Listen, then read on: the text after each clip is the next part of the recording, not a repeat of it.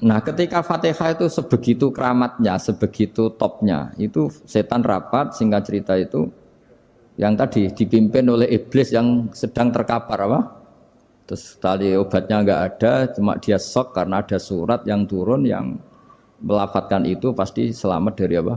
Neraka. Nah ini gimana saran Anda? Terus sarannya adalah bikin orang-orang itu lupa, tidak baca Fatihah. Nah ini rapatnya iblis. Idzabu wajtahidu hatta tufilu qulubahum hatta la yaqulu hadis surah. Kala yuksiru qiraataha wa la yakunu lahum ajrun wa thawabun bal yakunu lahum adzabun wa iqabun. Kemudian yang terakhir saya beri ijazah tentang Al-Fatihah ya, karena ini surat yang populer. Kalau saya ijazahi Quran 30 juz pasti sampean enggak hafal. Atau ijazah surat Baqarah. Kalau mau Baqarah mau. Ijazahi surat Baqarah mau 2 juz setengah. Mau Mas Asep?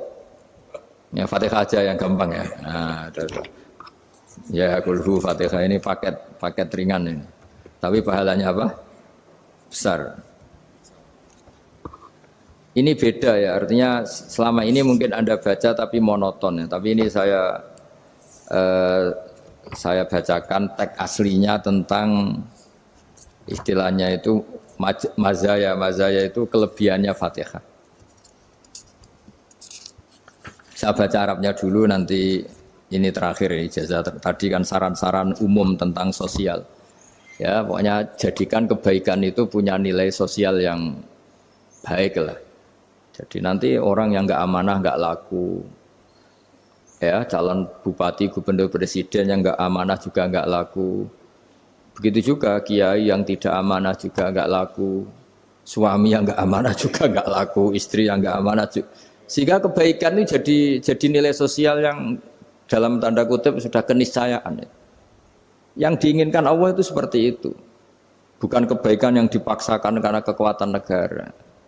Maksudnya kalau bisa kebaikan itu tidak usah dipaksakan. Memang sudah satu kebutuhan.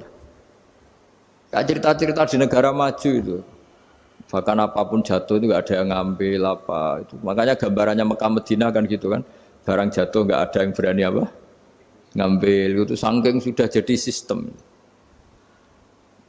Sehingga banyak negara di Eropa itu yang sampai nggak punya tentara, nggak punya polisi karena kebaikan itu sudah. Nah kita kan masih capek, polisinya aja capek apalagi masyarakatnya, karena ya kebaikan itu belum jadi nilai apa bersama. Nah kita selain ditopang negara, ada polisi, ada tentara, itu kita usahakan kebaikan itu jadi nilai apa bersama. Tadi wa'tamiru bainakum bima'ruf. Dan kita punya reputasi yang bagus dalam bab ini.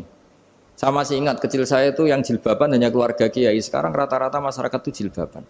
Dulu yang sekolah SMP, SMA itu jilbaban kadang dulu malah dilarang ya, harus sama seperti itu seragamnya. Sekarang sudah boleh. Dan nyaman. Lama-lama yang dapat simpatik ya yang pakai pakaian model tertutup seperti itu. Lama-lama gamane cara wong golek mantu ya golek yang seperti itu daripada yang blodor. Lama-lama jadi nilai bersama. Ya ingin saya seperti itulah. Di terminal juga sama. Orang mau makan cari warung yang kelihatan ada ayat kursinya, pakai jilbab, atau paling enggak dia enggak mungkin lah nyuguhkan yang tiren atau yang haram. Kan ada garansi sosial, ada apa? Ada garansi apa? Sosial. Dengan penampilan yang soleh itu kan, masa iya nyuguhkan oplosan babi gitu misalnya itu. Jadi nilai sosial itu harus benar-benar jadi nilai. Sehingga negara biar enggak capek-capek itu. Polisi juga gak capek kan, karena tugasnya corong Jawa mau ngawat-ngawati tok, tapi sudah tidak perlu tegang karena kebaikan sudah jadi nilai apa bersama. Ya ingat-ingat ya ayatnya tadi, wa'tamiru bainakum bima'ruf. Jadi kebaikan itu harus jadi nilai bersama. Iktimar itu menjadi urusan bersama. Makanya kalau kita rapat besar disebut apa? Muktamar. Muktamar itu urusan bersama. Ya tadi, imamnya sholat juga menopang Gojek karena enggak lama-lama nopang Grab, nopang Kernet, nopang penjaga Indomaret, penjaga bensin, pom bensin. Lah dia hanya punya waktu 5 menit terus imamnya baca Baqarah kan. Iya imamnya mursyid, mungkin dia tambah lama tambah dapat aplaus dari muhibbinnya, tapi makmumnya Dia tambah lama tambah dapat penghormatan dari pecintanya, tapi kitanya wah khusyuk wali kan dia dapat status naik lah, kita yang sudah tidak ikut jadi wali diganggu apa pekerjaannya. Kalau ada imam seperti itu sampai mufarokoh saja. Niat ya Allah sampai sini saja saya makmum orang itu. Silakan orang itu punya urusan sendiri dengan jenengan ya sudah atau salib saja apa. Nah, itu boleh kalau dalam fikih namanya apa? Mufarokoh. Mufarokoh itu niat. Tapi kamu jangan langsung selonong mufarokoh, niat dulu. Pamit sama Allah bahwa sekarang mau mufarokoh. Tapi ya jadi sholat yang aneh kan, imamnya masih rukuk, kamu terus sujud, terus apa-apa selesai ya. Mungkin dalam pandangan itu orang lain ini maksudnya makmum gimana ini kok begini. Tapi sudahlah Allah Maha tahu. Insya Allah dimaklumi. Ya saya baca tentang Fatihah ya, karena sampean pasti sering baca Fatihah. Supaya apa sekaligus jadi jimat lah gitu. Jadi kalau kamu sering di jalan-jalan yang mungkin sepi atau mungkin kan tidak semua teman Grab itu nasibnya bagus yang di Semarang Jogja. Mungkin yang di Kalimantan di Papua kan ada yang 10 kilo gak ketemu rumah, ya kan? Ya lihat di TV-TV itu kan kasihan kan. Sudah 10 kilo gak ketemu rumah, penumpangnya kuwekar preman tuh kan. Ini makan orang enggak kan udah. Kan ujiannya dua. Kalau penumpangnya cantik itu ya kecoba syahwat, kalau preman takut. Jadi orang itu selalu ujian itu. Sing sedengan itu kan jarang orang itu. Jadi kalau penumpangnya perempuan cantik ujiannya itu syahwat, kalau preman ujiannya ketakutan. Kalau orang yang lemah bawa uang ujiannya kamu ingin garong. Jadi hidup itu memang semuanya ujian. Liyabluwakum ayyukum ahsanu amala. Makanya saya sering ditanya oleh teman-teman, Gus, nah ujiannya kenal wong wedok elek piye sama? Kenal wong ayu ujiannya syahwat, kenal wong elek ujiannya ngenyek, itu sama-sama dosa. Syahwat ya dosa, ngenyek juga dosa.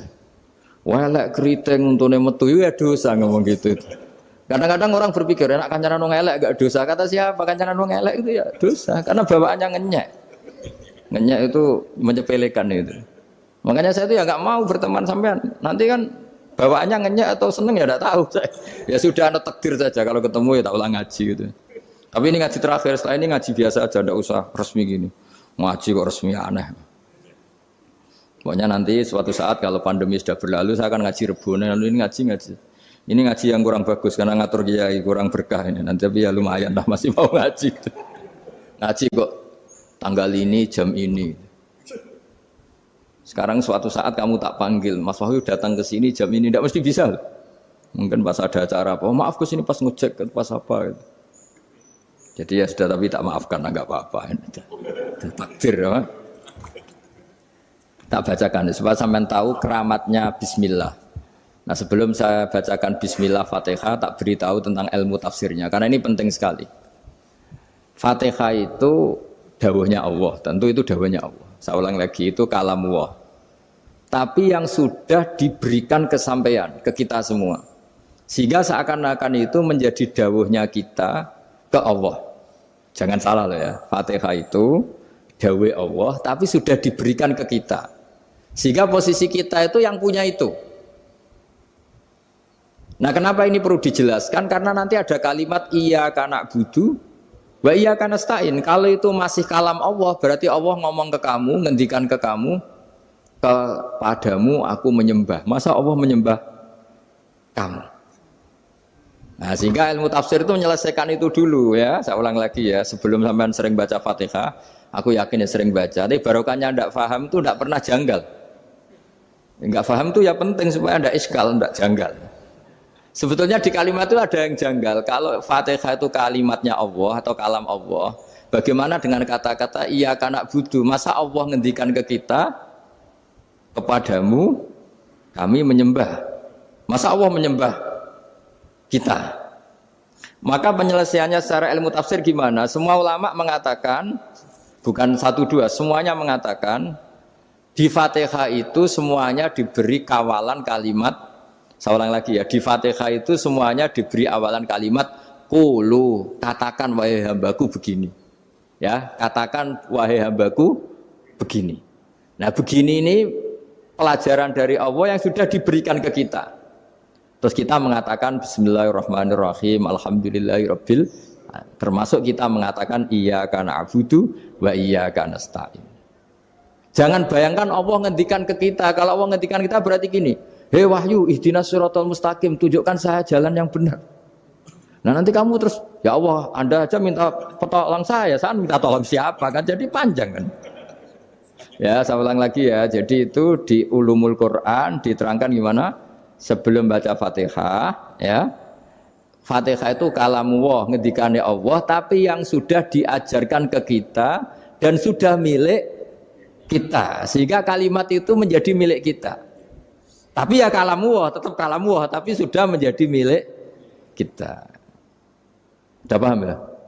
Ya pinter nah. Ya, karena kalau tanpa penjelasan seperti ini Anda akan iskal. Bagaimana Allah iskal itu janggal, bagaimana Allah mengatakan iya anak butuh. Kan jadi aneh ya? Ya, jadi tak jelaskan secara ilmiah ya. Jadi kata ulama-ulama tafsir, ayat-ayat Quran seperti ini sebetulnya dimulai dari qulu apa?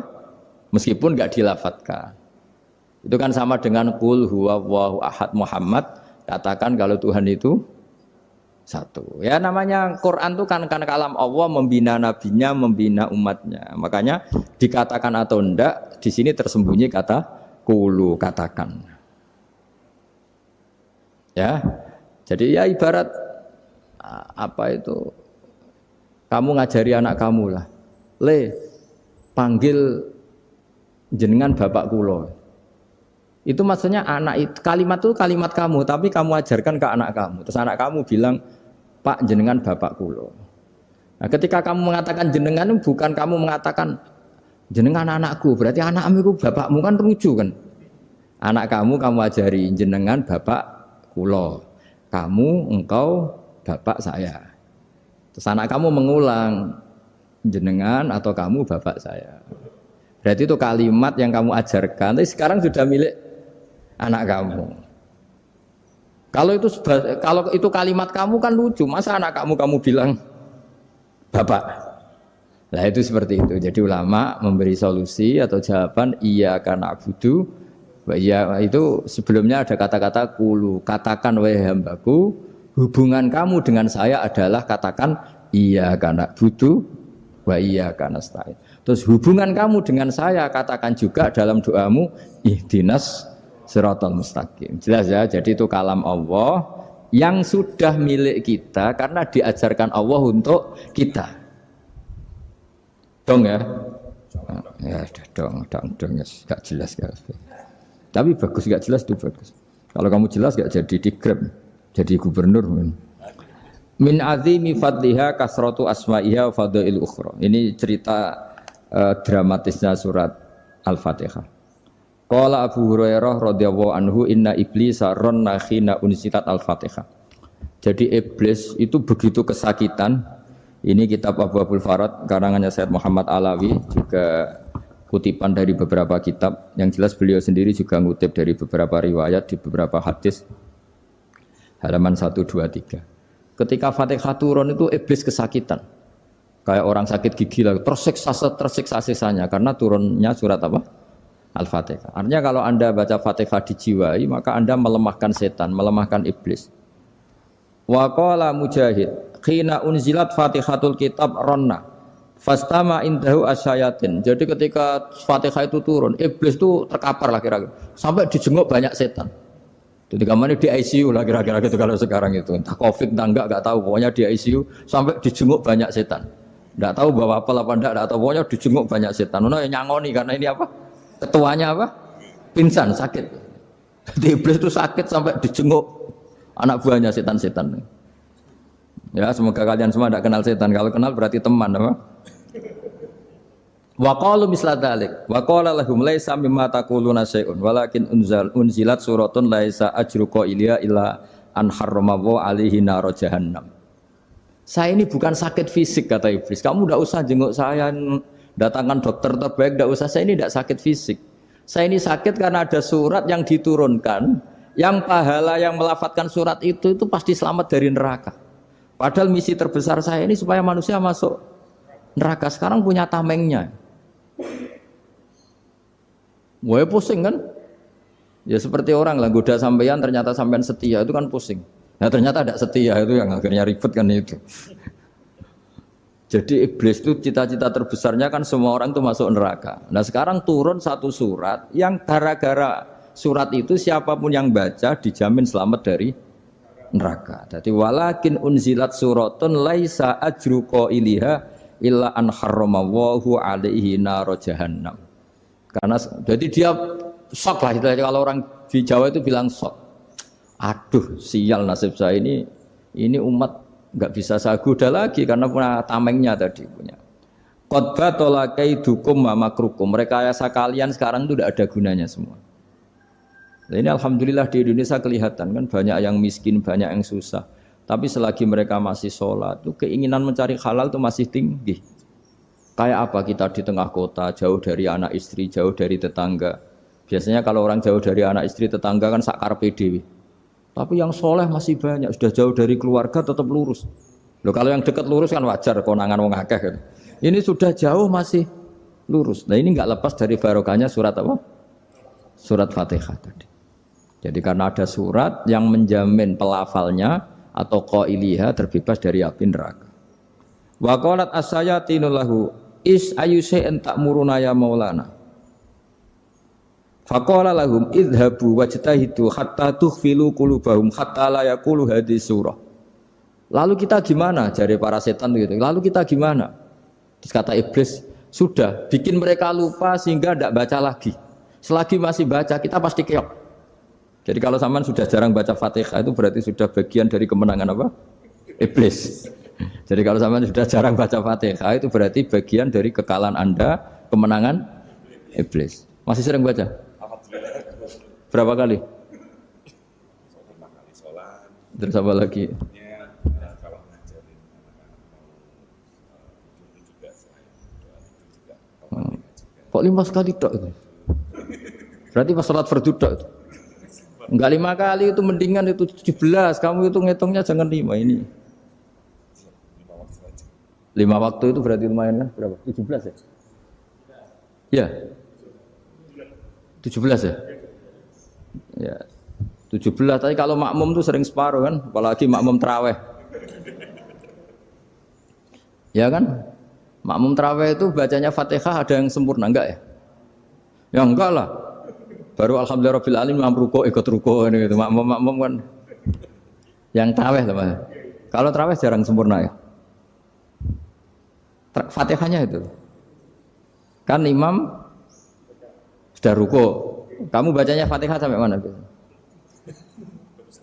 Baru setengah ya. Ya paling pas tarawih aja kan enggak sempurna ya. Apalagi kalau imamnya sing kilat tuh waduh malah. Nah, ketika Fatihah itu sebegitu keramatnya, sebegitu topnya, itu setan rapat, singkat cerita itu yang tadi dipimpin oleh iblis yang sedang terkapar apa? Terus tali obatnya enggak ada, cuma dia shock karena ada surat yang turun yang melafatkan itu pasti selamat dari apa? Neraka. Nah ini gimana saran Anda? Terus sarannya adalah bikin orang-orang itu lupa, tidak baca Fatihah. Nah ini rapatnya iblis. Idhabu wajtahidu hatta tukhfilu qulubahum hatta la yaqulu hadhihi surah. Kala yuksiru qira'ataha wa la yakunu lahum ajrun wa thawabun bal yakunu lahum adzabun wa iqabun.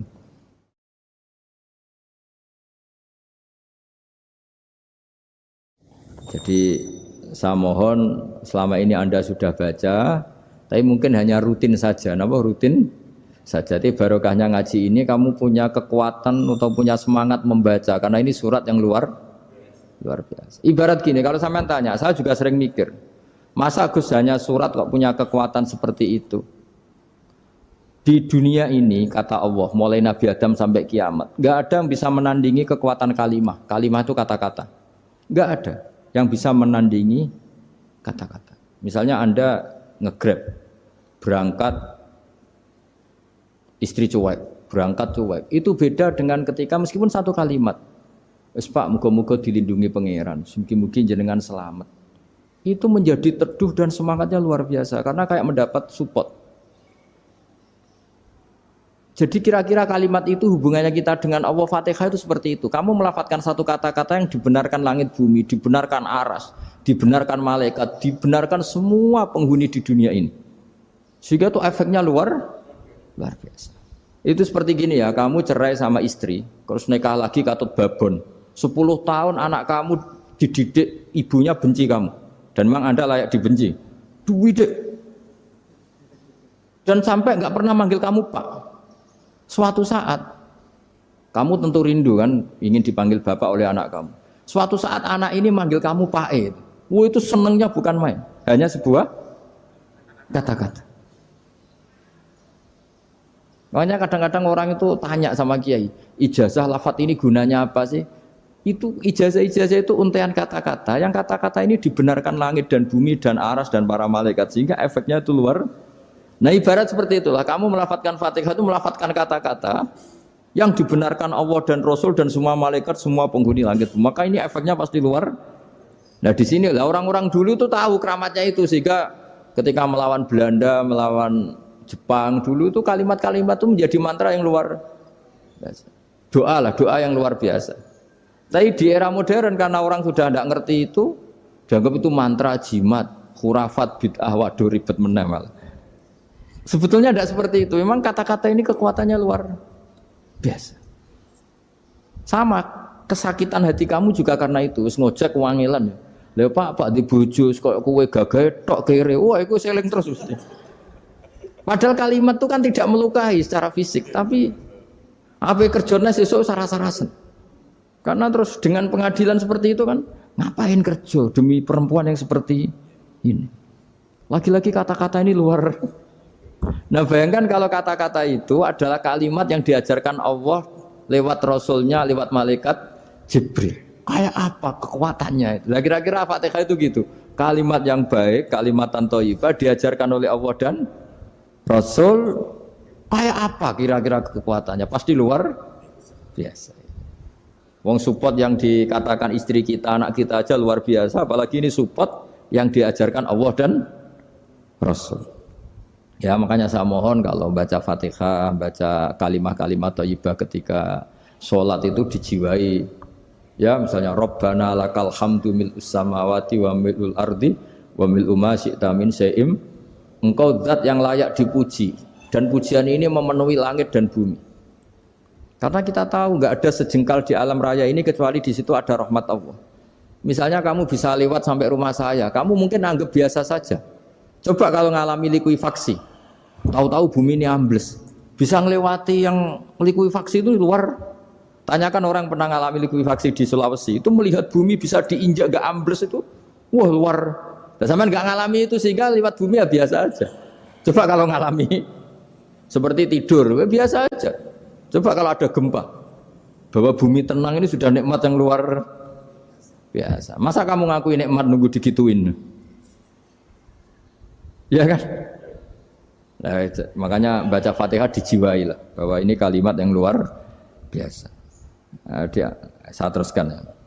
Warwa Muslimun fi sahihihi an Ibnu Abbas radhiyallahu anhuma annahu qala bainama Jibril alaihi salam qaidun dan Nabi sami anaqidan min fawqi farafa'a ra'sahu faqala hadza babun minas sama futihal yawma lam yuftah qaddu ilal yaum fanazala minhu malakun faqala hadza malakun nazza ilal ardi wa lam yanzil qaddu ilal yauma fasallim waqal absyir binuraini qad uti tahuma lam yu'tahuma nabiyyun qablak Fatihatul kitab wa khawatimu suratil Baqarah.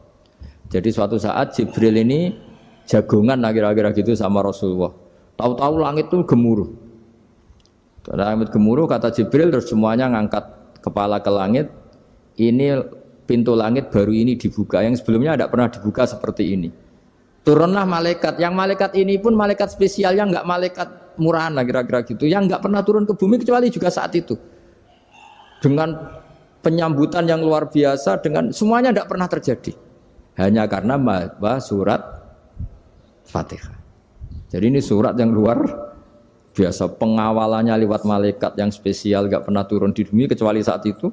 Penyambutannya juga enggak pernah seperti itu, baru seperti itu. Jadi semuanya itu spesial. Nah, kenapa ini spesial? Karena di situ ada isi puja-puji kepada Allah Subhanahu wa taala. Ada ikrar kita, alhamdulillahirabbil alamin, arrahmanir rahim. Ikrar ini penting. Kalau contoh paling gampang gitulah. Kamu punya istri selama ini cerewet terus. Suatu saat ngomong, Pak, tak angen-angen ra ono wong lanang koyo sampeyan. Wah, itu langsung tidak ada lelaki sebaik engkau. Itu sampean senengnya, masya Allah, karena ada ikrar dari seorang istri ke kamu. Nah, bayangkan kalau ikrar kita sebagai hamba diakui oleh Allah Subhanahu, maka ikrar ini akan dicatat sebagai kebaikan kita yang kita panen nanti di akhirat. Karena ada ikrar. Kita ikrar bahwa alhamdulillah rabbil alamin, kita ikrar ar-rahmanir rahim, kita ikrar maliki yaumiddin, kita ikrar iyyaka na'budu wa iyyaka nasta'in. Sampean misalnya jadi orang Indonesia, ketemu orang Indonesia yang makmur di Jerman, terus lupa Indonesia. Kamu orang Indonesia? Enggak, saya ada orang Indonesia. Mangkel gak kira-kira? Mangkel. Karena salah ikrar kan gitu. Ya, jadi saya mohon jangan anggap kalimat itu hal yang biasa, tapi luar biasa. Nggih, ngoten mawon. Assalamualaikum warahmatullahi wabarakatuh.